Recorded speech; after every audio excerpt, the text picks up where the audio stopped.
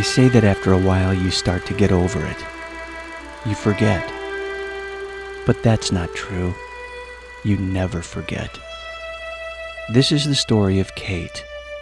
The kind of story where you think you know the ending, but you don't. A public glimpse into a private life full of courage, tenacity, and hope. Kate's hope.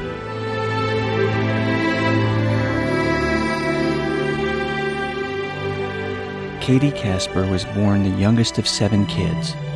Her mother's last hope for a red-headed daughter who might follow in her footsteps. Big family, little house. She played with hand-me-down toys, wore hand-me-down clothes, and learned right away what it meant to be tough. Once, while playing hide-and-seek with the older kids, she waited and waited until she finally realized they'd forgotten all about her. Honor student, cheerleader. And I don't know if she was a natural athlete, but she was a hell of a competitor. As a softball player in her 20s, she once picked up the ball in disgust and threw it at a teammate who'd missed an easy catch. That was the Irish in her. Kate liked to win. She once rolled a perfect game, 300, and was known throughout the area as South Bend's unofficial mechanical bull riding champion. God, was she pretty. The guys loved her, but she was no easy catch. When she finally fell in love, it was to a man she first snubbed, but Sean, ever the politician, was smitten. The day they got married was the happiest day of her life. Sean's too. He was a real lucky guy, and everyone, including Sean, knew it. This is where a story like theirs usually ends. But on a Saturday morning, just weeks after their honeymoon, Kate woke up with numbness and tingling in her legs, as if they were still asleep. By the end of that same year, she was diagnosed with a disease that has no known cause, no known cure, no known treatment, and no known hope. This tough, athletic, beautiful young woman had multiple sclerosis. For the rest of her life, the numbness and tingling in the lower part of her body would prevent her from knowing whether or not she needed to go to the bathroom, flare up and impair her ability to walk, to speak, or even to recognize the symptoms of a simple infection that, gone untreated, could end her life. What you need to know about Kate and MS is something she said early on about the disease. Yes, the numbness and tingling were here to stay, but the severity of other symptoms and effects could come and go, often without much warning. One day, Sean came home from work to find Kate sitting in the bathtub. The water was cold because when she got into the tub, her legs were working. When it was time to get out, they weren't. When things like this happened, she'd generally look up at Sean and say something like, "Well, my legs don't work," and kind of shrug the whole thing off. But when you live with MS, it's rough. Even for Kate. Smart, athletic, beautiful Kate. Shortly after that initial diagnosis, she told Sean, "I don't think I can live like this." But with his help, she would. On birthdays, when asked what she wanted as a gift, she'd smile and say, "I'd like to be able to run." And if in a wheelchair at the time, she'd say, "I'd like to be able to walk." When her sister won a trip to Hawaii, Kate and Sean went along. That's when she decided to hike to the top of the mountain, the Aloha climb. Just a few years before, she could have run to the top and beat everyone else in the process. But this time, Kate had to drag what she called her Herman Munster feet the whole way.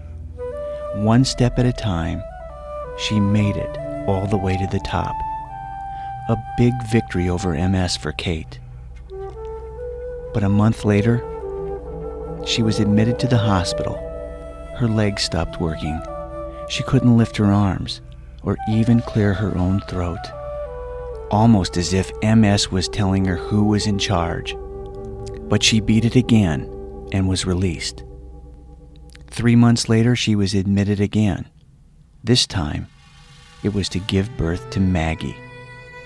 Life does go on when you have MS. It just gets tougher.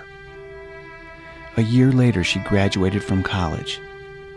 She became the HR director at the very hospital that she was admitted to, became a leader in the neighborhood, hosting movie nights at home for all the kids, and led the annual neighborhood parade. Kate Coleman never missed sending a birthday card to anyone in that neighborhood. She was everyone's unofficial mom. But the MS attacks kept coming, getting worse. Severe pain, bladder problems, and slurred speech forced her to use a wheelchair. One day she woke up blind in one eye. That's the way she stayed for the rest of her life. When an MRI revealed new lesions on her brain, the doctor said it didn't look good. But she made it home for Christmas. And the doctor told Sean that it was the worst MS attack he'd ever seen anyone survive.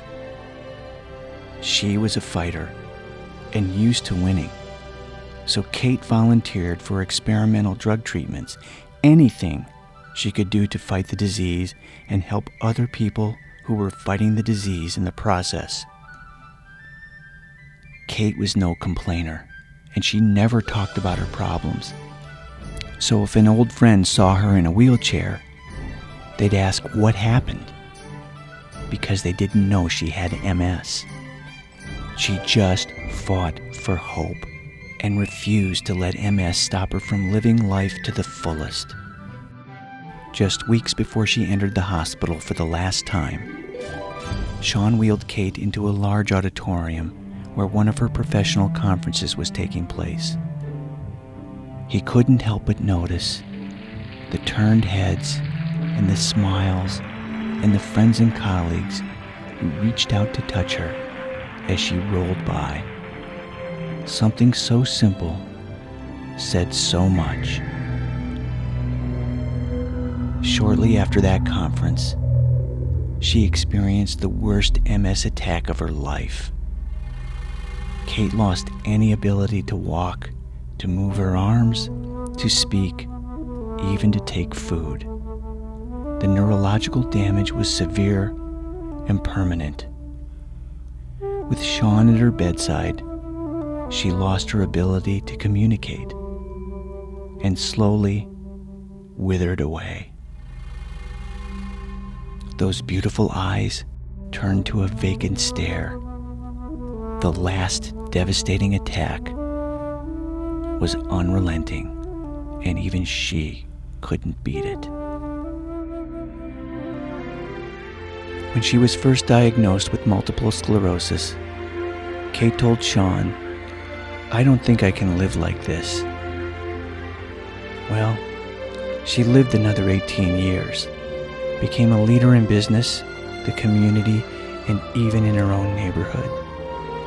She gave Sean a daughter named Maggie, and the rest of us, hope.